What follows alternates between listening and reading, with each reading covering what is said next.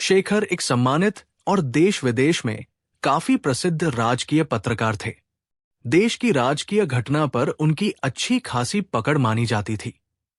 वो खास तौर पर देश की सुरक्षा संबंधित घटनाओं पर लेख लिखते थे। देश की सुरक्षा सेवाओं से जुड़े हुए लोगों में उनका काफी उठना बैठना होता था। उन दिनों शेखर करीब 35 साल के थे और उनकी पत्नी राधिका करीब 31 की होगी।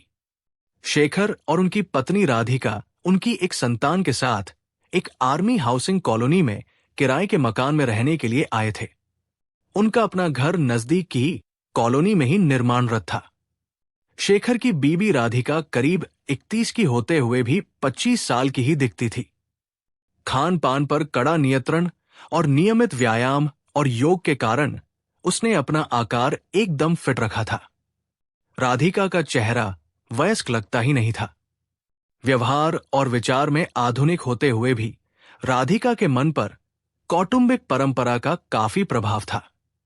कई बार जब चास प्रसंग पर वो राजस्थानी लिबास में सुसज्जित होकर निकलती थी तो उसकी रूप देखकर कई दिल टूट जाते थे। राजस्थानी चुनरी, चोली और घाघरे में वो ऐसे जंचती थी कि दूसरों की तो बात ही क्या, स्त्रियां भी राधिका को ताकने से बाज ना आती थी। राधिका को ऐसे सजने पर कई मर्दों की आंखें चमक जाती थी। राधिका का खानदान पराक्रमी परंपरा से प्रभावित था। कहते हैं कि हल्दी घाटी की लड़ाई में राधिका के दादा परदादा हंसते हंसते लड़ते हुए शहीद हो गए थे। उधर राधिका के पिता भी कुछ ऐसी ही भावना रखते थे और अपनी बेटी को कई बार पराक्रमी शान की कहानियां सुनाते थे। उनका कहना था कि असली राजा एहसान करने वाले पर अपना तन और मन कुर्बान कर देता है, पर अपने शत्रु को वो बख्शता नहीं है। उन्होंने 2 बड़ी लड़ाइयां लड़ी और घायल भी हुए, पर उन्हें एक अफसोस रहा कि वो रिटायर होने से पहले अपनी जान कोई भी लड़ाई में देश के लिए बलिदान नहीं कर पाए। उस कॉलोनी के ब्लॉक में उनके आते ही शेखर की बीबी राधिका के आशिकों की जैसे झड़ी लग गई थी। दूध वाले से लेकर अखबार वाला, सब्जी वाले से लेकर हमारी कॉलोनी के जवान बूले बच्चे सब उसके दीवाने थे। कॉलेज में राधिका एक अच्छी खासी खिलाड़ी थी। वो लंबी कूद, दौड़ इत्यादि खेल प्रतियोगिता में अव्वल रहती थी। इसके कारण उसका बदन गठिला और फिट था। उन दिनों भी वो हर सुबह छत पर व्यायाम करती रहती थी। जब वो व्यायाम करती थी तो कई बार उनके सामने रहते एक आर्मी अफसर कर्नल राधिका को चोरी चोरी ताकते हुए राधिक के पति शेखर ने देख लिया था। हालांकि शेखर को कर्नल से मिलने का मौका नहीं मिला था। शेखर ने कर्नल साहब की तस्वीर अखबारों में देखी थी और उनके बारे में काफी पढ़ा था। कर्नल साहब जैसे सुप्रतिष्ठित और सम्मानित व्यक्ति को अपनी बीबी को ताकते हुए देखकर शेखर मन ही मन मुस्करा देता था। कर्नल साहब के घर की एक खिड़की से शेखर के घर की छत साफ दिखती थी। चूंकि मर्द लोग हमेशा राधिका को घूरते रहते थे, तो शेखर हमेशा अपनी बीबी राधिका से चुटकी लेता रहता था।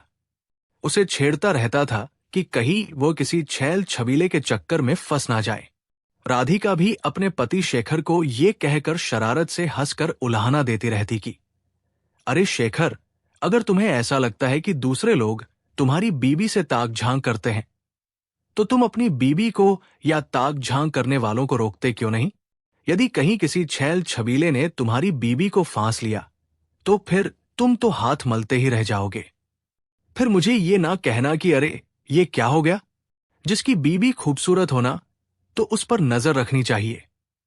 ऐसे ही उनकी नोक झोंक चलती रहती थी। शेखर राधिका की बातों को हंसकर टाल देता था। उसे शेखर से कोई शिकायत नहीं थी। उसे अपनी बीबी पर खुद से भी ज्यादा भरोसा था। शेखर और राधिका एक ही कॉलेज में पढ़े थे। कॉलेज में भी राधिका पर कई लड़के मरते थे। ये बात शेखर भली भांति जानता था, पर कभी राधिका ने उनमें से किसी को भी अपने करीब फटकने नहीं दिया था। बल्कि राधिका से जब कॉलेज में ही शेखर की मुलाकात हुई और धीरे धीरे दोनों की दोस्ती प्यार में बदल गई और शादी भी पक्की हो गई, तब भी दोनों को आगे बढ़ने का कोई मौका नहीं देती थी। राधिका एक प्राथमिक कॉलेज में अंग्रेजी शिक्षक की नौकरी करती थी। और वहां भी कॉलेज के प्रिंसिपल से लेकर सब उसके दीवाने थे। वैसे तो शेखर की प्यारी बीबी राधिका काफी शर्मीली थी, पर समय गुजरते उनकी प्यार कुछ ठंडी पड़ने लगी, क्योंकि राधिका कॉलेज में और घर के कामों में व्यस्त रहने लगी और शेखर उसके व्यावसायिक कामों में। शेखर और राधिका कई बार बिस्तर में पड़े पड़े उनकी शादी के कुछ सालों तक की दिनों को याद करते रहते थे। सोचते थे कुछ ऐसा हो जाए कि वो दिन फिर आ जाए। उनका कई बार मन करता कि वो कहीं थोड़े दिन के लिए ही सही छुट्टी लें और सब रिश्तेदारी से दूर कहीं जंगलों में, पहाड़ियों में, झरनों के किनारे कुछ दिन गुजारें, जिससे वो उनकी बैटरियां चार्ज कर पाएं और अपनी जवानी के दिनों का मजा फिर से उठाने लगे। फिर वही प्यार करें और खूब मौज मनाएं। चूंकि दोनों पति पत्नी मिलनसार स्वभाव के थे, इसलिए सोचते थे कि अगर कहीं कोई उनके ही समवयस्क ग्रुप के साथ में जाने का मौका मिले तो और भी मजा आए। राधिका के कॉलेज में छुट्टियां होने के बावजूद शेखर अत्यधिक व्यस्तता के चलते कोई कार्यक्रम बन नहीं पा रहा था। राधिका को मूवीज और घूमने का काफी शौक था, पर यहां भी शेखर गुनहगार ही साबित होता था।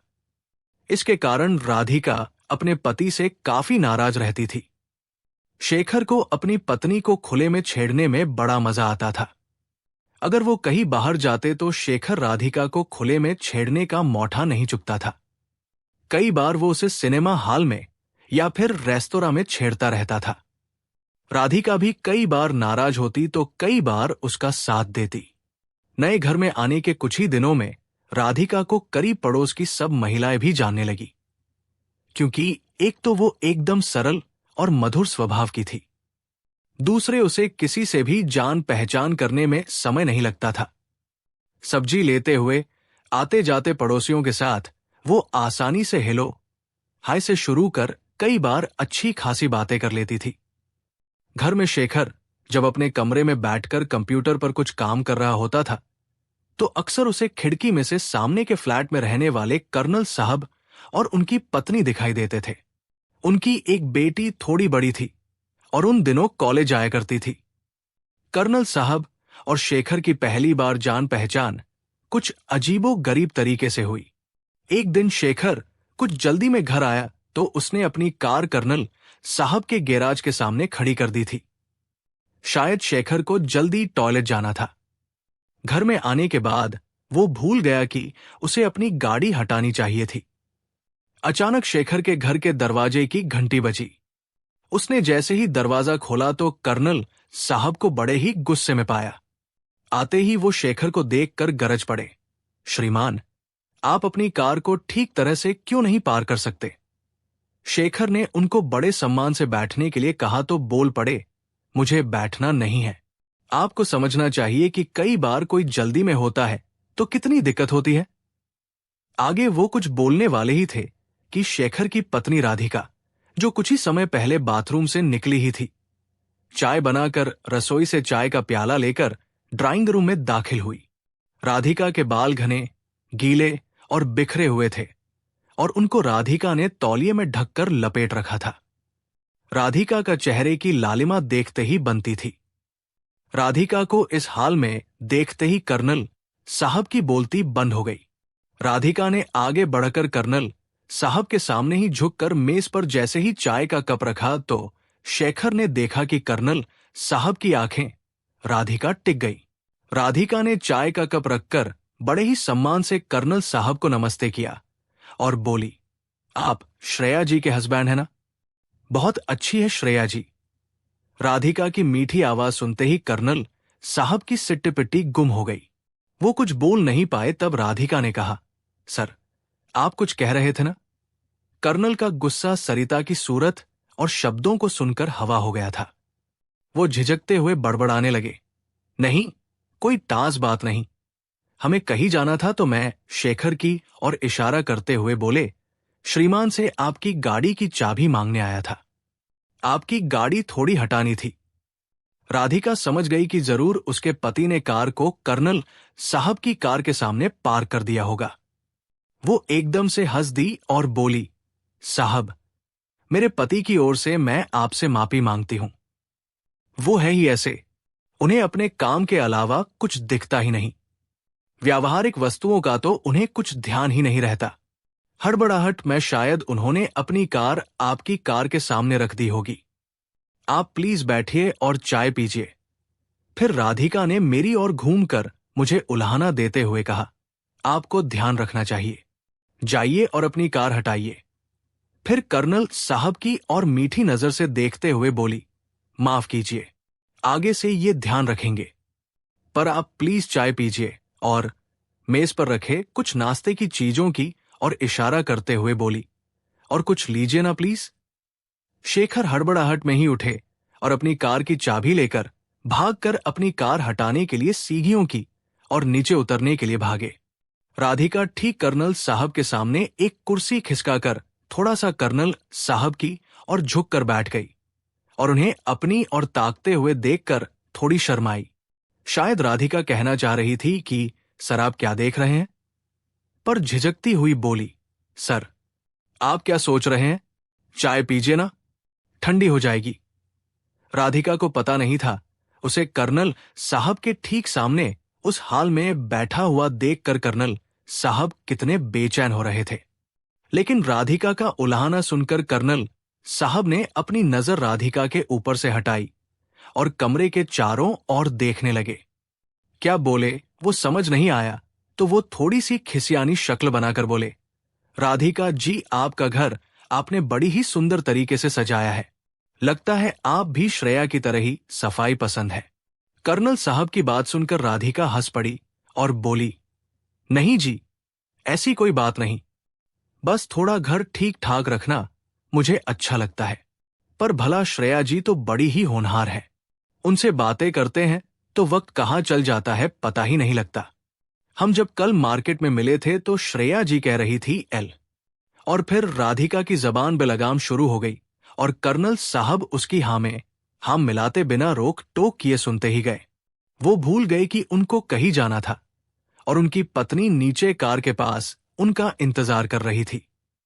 जाहिर है उनको राधिका की बातों में कोई ताज दिलचस्पी नहीं थी, पर बात करते करते राधिका के हाथों की मुद्राएं, बार बार राधिका की गालों पर लटक जाती जुल्फ को हटाने की प्यारी कवायद, आंखों को मटकाने का तरीका। जब शेखर अपनी कार हटाकर वापस आए तो कर्नल साहब की तंद्रा टूटी और राधिका की जबान रुकी। शेखर ने देखा कि राधिका ने कर्नल साहब को अपनी चबड़ चबड़ में फांस लिया था, तो वो बोले, अरे राधिका, कर्नल साहब जल्दी में है, उनको कहीं जाना है। फिर कर्नल साहब की और मुड़कर शेखर ने कहा, माफ कीजिए। राधिका जैसे ही कोई उसकी बातों में थोड़ी सी भी दिलचस्पी दिखाता है तो शुरू हो जाती है और फिर रुकने का नाम नहीं लेती। लगता है उसने आपको बहुत बोर कर दिया। कर्नल साहब अब एकदम बदल चुके थे। उन्होंने चाय का कप उठाया और बोले, कोई बात नहीं, ये तो होता रहता है, कोई जल्दी नहीं है। शेखर की और अपना एक हाथ आगे करते हुए बोले, मैं कर्नल धर्मवीर सिंह हूं। फिर वो राधिका की और घूम कर बोले, और हां श्रेया मेरी पत्नी है, वो आपकी बड़ी तारीफ कर रही थी।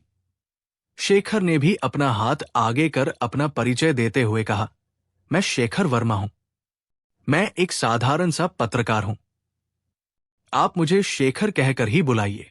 और ये मेरी पत्नी राधिका है, जिनके बारे में तो आप जान ही चुके हैं। शेखर ने हल्के कटाक्ष के अंदाज से कहा। जैसे ही शेखर ने अपनी पहचान दी तो कर्नल साहब उछल पड़े और बोले, अरे भाई साहब, क्या आप वही श्रीमान शेखर वर्मा हैं जिनकी कलम से हमारी मिनिस्ट्री भी डरती है? शेखर ने कर्नल साहब का नाम एक सुप्रतिष्ठित और अति सम्मानित आर्मी अफसर के रूप में सुन रखा था। तो शेखर ने हंसकर कर्नल साहब से कहा, कर्नल साहब आप क्या बात कर रहे हैं, आप भी कोई कम है क्या? मैं समझता हूं आप जैसा शायद ही कोई सम्मानित आर्मी अफसर होगा। आप हमारे देश के गौरव हैं। और जहां तक मेरी बात है तो आप देख रहे हैं मेरी बीबी मुझे कैसे डांट रही है। अरे भाई, मेरी बीबी भी मुझसे डरती नहीं है, मिनिस्ट्री तो बहुत दूर की बात है। शेखर की बात सुनकर सब जोर से हंस पड़े। चाय पीते ही मन न करते हुए भी कर्नल साहब उठ खड़े हुए और बोले, आप दोनों प्लीज हमारे घर जरूर आइए, श्रेया को और मुझे भी बहुत अच्छा लगेगा। कर्नल साहब बाहर से कठोर पर अंदर से काफी मुलायम और संवेदनशील मिजाज के थे। ये बात को नकारा नहीं जा सकता कि राधिका को देखते ही कर्नल साहब उसकी ओर आकर्षित हुए थे। राधिका का व्यक्तित्व था ही कुछ ऐसा, ऊपर से कर्नल साहब का रंगीन मिजाज।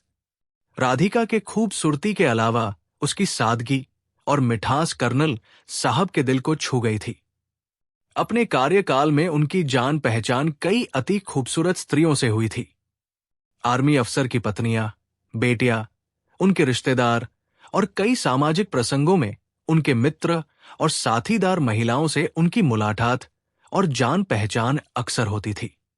कर्नल साहब के अत्यंत आकर्षक व्यक्तित्व, सुदृढ़ शरीर, ऊंचे ओहदे और मीठे स्वभाव के कारण उनको कभी किसी सुंदर और वांछनीय स्त्री के पीछे पड़ने की जरूरत नहीं पड़ी।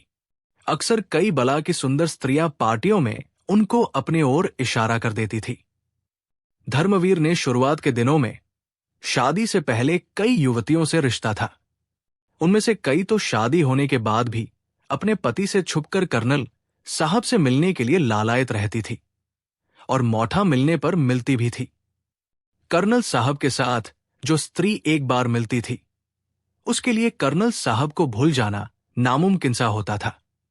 आर्मी परिवार में और खासकर स्त्रियों में चोरी छुपी ये आम अफवाह थी कि एक बार किसी औरत ने अगर धर्मवीर का संग कर लिया तो वो कर्नल साहब के बारे में ही सोचती रहती थी। अगर किसी औरत को कर्नल साहब से बात भी करने का मौका मिल जाए तो ऐसा कम ही होता था कि वो उनकी दीवानी ना हो। कर्नल साहब की बातें सरल और मीठी होती थी।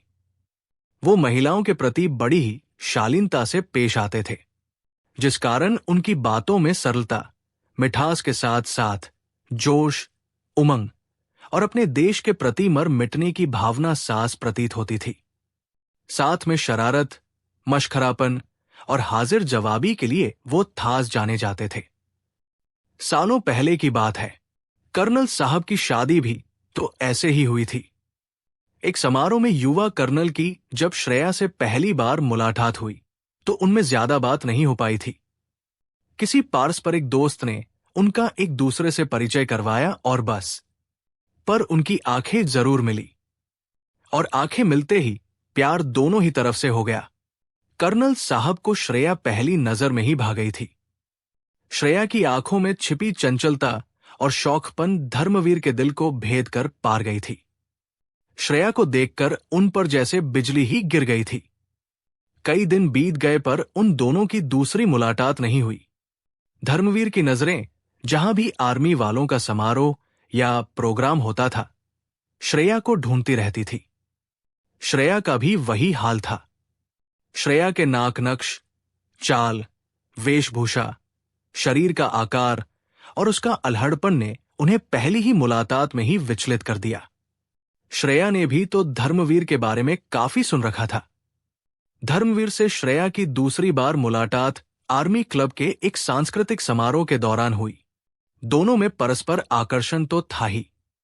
धर्मवीर ने श्रेया के पापा, जो कि एक निवृत्त आर्मी अफसर थे, उनके नीचे काफी समय तक काम किया था। उनके बारे में पूछने के बहाने वो श्रेया के पास पहुंचे। कुछ बातचीत हुई, कुछ और जान पहचान हुई, कुछ शोखिया, कुछ शरारत हुई, नजरों से नजरें मिली और प्यार हो गई। श्रेया धर्मवीर की पहले से ही दीवानी तो थी ही। बीच के कुछ हफ्ते कर्नल को ना मिलने के कारण श्रेया इतनी बेचैन और परेशान हो गई थी कि उस बार श्रेया ने तय किया कि वो हाथ में आए मौके को नहीं गंवाएगी। बिना सोचे समझे ही सारी लाज शर्म को ताक पर रखकर डांस करते हुए वो कर्नल के गले लग गई और बेतकल्लुफ और बेझिझक कर्नल के कानों में बोली, मैं आज रात आपसे मिलना चाहती हूं। क्या आप मुझसे मिलोगे? कर्नल स्तंभित होकर श्रेया की और अचंभे से देखने लगे तो श्रेया ने कहा, मैं नशे में नहीं हूं। मैं आपको कई हफ्तों से देख रही हूं। मैंने आपके बारे में काफी सुना भी है। मेरे पापा आपके बड़े प्रशंसक हैं। आज का मेरा यह फैसला मैंने कोई भावावेश में नहीं लिया है। मैंने तय किया था कि मैं आपसे मिलना है। मैं पिछले कई हफ्तों से आपसे ऐसे ही मौके पर मिलने के लिए तलाश रही। श्रेया की इतनी स्पष्ट और बेबाक ख्वाहिश ने कर्नल को कुछ भी बोलने का मौका नहीं दिया। वो श्रेया की इतनी गंभीर बात को ठुकरा ना सके और कर्नल ने वही क्लब में ही एक कमरा बुक किया। पार्टी खत्म होने के बाद श्रेया अपने माता और पिताजी से कुछ बहाना करके सबसे नजरें बचाकर कर्नल के कमरे में चुपचाप चली गई। श्रेया की ऐसी हिम्मत देखकर कर्नल हैरान रह गए। कहानी जारी रहेगी।